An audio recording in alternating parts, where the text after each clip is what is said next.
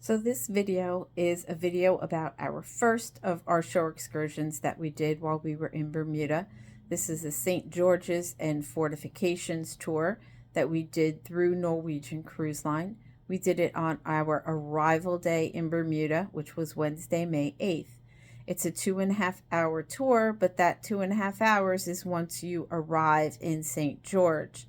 It does also include the NCL free ferry to take you over to St. George's and back, and that is 45 minutes in each direction. Of course, when the tour ends, we gave us time to get on the 3 o'clock ferry on the way home. You can also stay if you wish and find your own way back.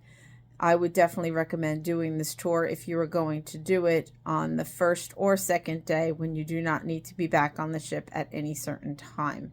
So we got everything that was described on the tour: a visit to Fort St. Catherine's, a visit to St. David's Island, a visit to St. Peter's Church, which is the oldest Anglican church in the Western Hemisphere. We did not see much else of the old town of St. George's, which is a beautiful town.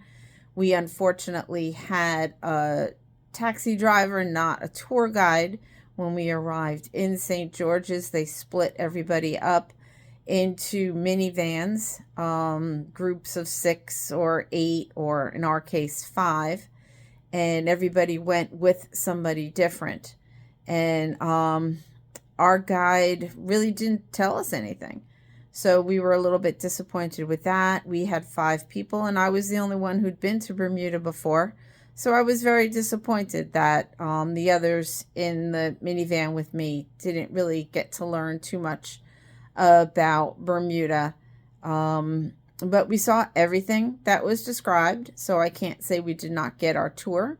Unfortunately, the tour guides can make or break people's enjoyments of the tours, and I felt ours was lacking. We met one couple that say they do this tour every single time they go to Bermuda. I would not repeat it again. Maybe if you have a better tour guide, it's great, but I think a lot of what you did, you could do on your own, or by hiring a taxi driver, or by taking another tour maybe. So this is the tour. Here are some pictures and videos from the tour, and then I'll be back.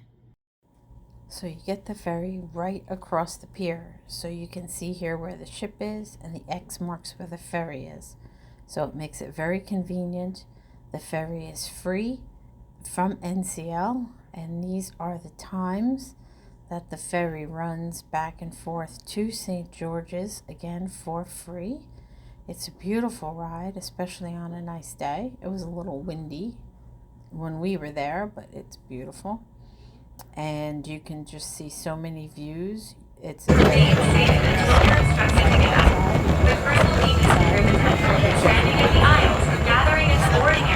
the way there and inside on the way home. And we really enjoyed it. It was very nice. You do want to be careful if you get up and walk around, just to keep yourself safe. But again, we had a beautiful time. It was a very nice ferry ride and very picturesque. So you can see a lot of Bermuda on the way to St. George's, as St. George's is on the other end of the island from where the ship docks in Royal Dockyard. So again, as you get off the ferry, you will be put into the different minivans based on the size of your group. And then our first stop was Fort St. Catherine. This was the only spot that I know of where there was also bathrooms that you could use, so keep that in mind. There's also no place to get anything to eat or drink during the tour, so you want to keep that in mind as well. You get into the fort, it is included. There's a museum as you first walk in, and then you can go down to the magazine storage areas. There are some exhibits there and a little bit of history as well, and it's really nice. It's actually cool down there because it is all stone, so it's a nice museum. A lot of information that you can see, and then you can work your way back outside where you get some beautiful views of the water and some of the guns that are in placement, also some of the beaches. Right next to Fort St. Catherine is Fort St. Catherine's Beach, and this is the beach in 1609 where the survivors from the Sea Venture, which shipwrecked in the reefs, came ashore. There is now a St. Regis Hotel that used to be up on the hill but has moved and rebuilt down on the beach. But it is a public beach, so anyone can go there. And again, it's a very important part in Bermuda's history. Also very important in Bermuda's history is St. Peter's Church. This is the oldest Anglican church in the Western Hemisphere, founded in 1612. So they have a lot of beautiful sacred silver. They have the original church section as well as an add-on section. It was just so pretty, so much beautiful wood. Bermuda cedar is the big thing they used to build. So it was a beautiful little church in the downtown of St. George. After that, we did go to St. David's Island, where you can see St. David's Lighthouse, as well as get a beautiful view of the airport and Clearwater Beach, a NASA tracking center. It's just a beautiful, beautiful area. So that's the Bermuda airport. Through the bushes, you can see Clearwater Beach. I actually went there a number of years ago, had my first dark and stormy over there. It's really nice snorkeling, and you can, nice beach, you can see the planes come in. Then there's Turtle Beach, a NASA tracking center, and then the last area there is now a nature preserve. And this area used to all be part of a U.S. military base that used to be based here in Bermuda, and when they pulled out, they gave it all to the government.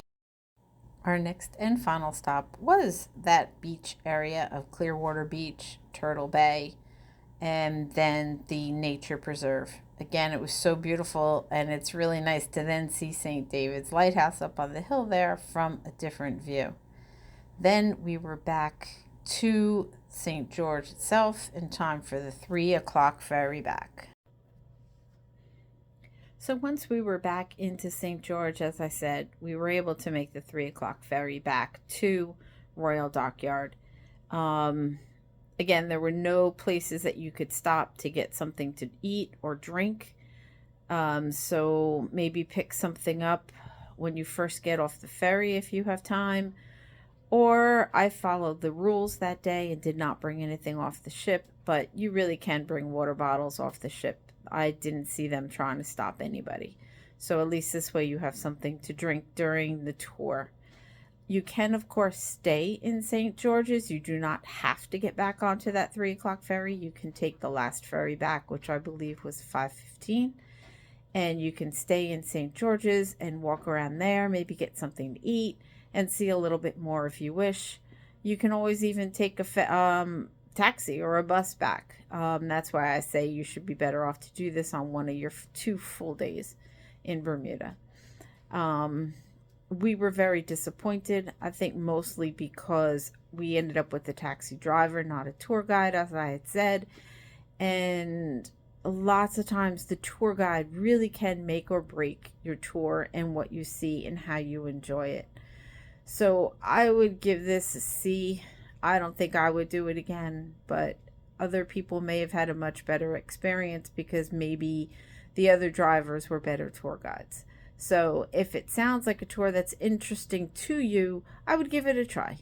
I wouldn't always just go based on one person's experience, but that was ours. And I do wish we had had a better tour guide. Other than that, I thought you saw a lot.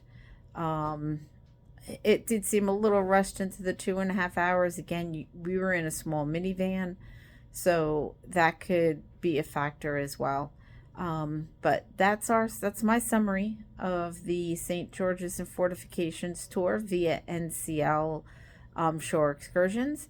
I hope it helps, and if you have any questions or comments, please feel free to put them below.